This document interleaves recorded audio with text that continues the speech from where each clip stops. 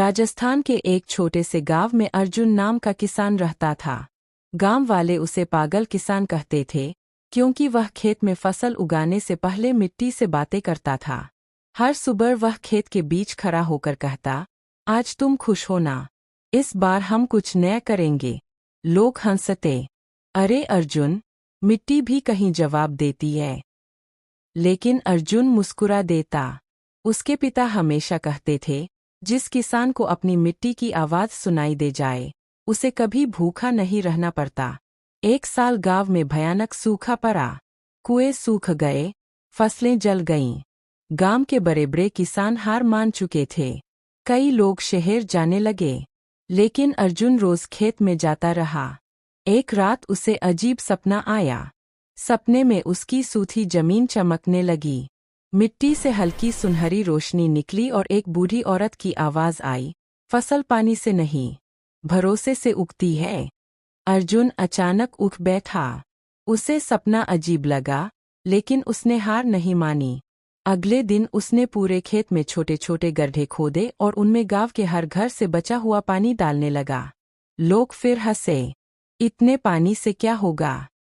अर्जुन बोला, अगर उम्मीद जिंदा हो तो बूंद भी नदी बन जाती है। धीरे धीरे उसने खेत में पेड़ पौधों के सूखे पत्ते बिछा दिए ताकि मिट्टी नमी पकड़ सके। उसने पुराने बीज बोए, जिन्हें सब बेकार समझते थे। दिन बीतते गए।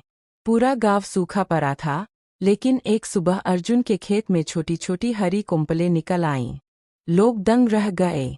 कुछ ही हफ्तों में उसका खेत पूरे गांव का सबसे हरा खेत बन गया। गांव वाले देखने आने लगे। एक बूढ़ा किसान बोला, ये कैसे हुआ?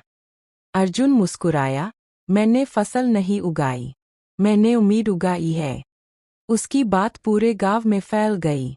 लोग वापस अपने खेतों में लौटने लगे।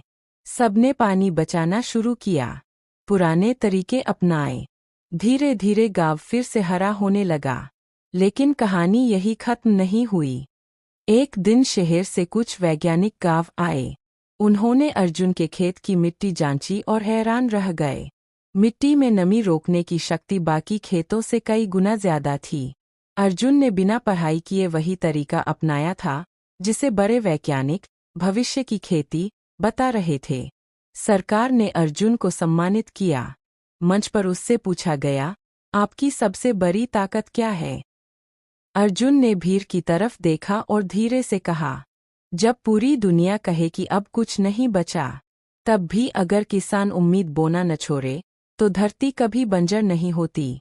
उस दिन पहली बार गांव वालों ने उसे पागल किसान नहीं, धरती का बेटा कहा।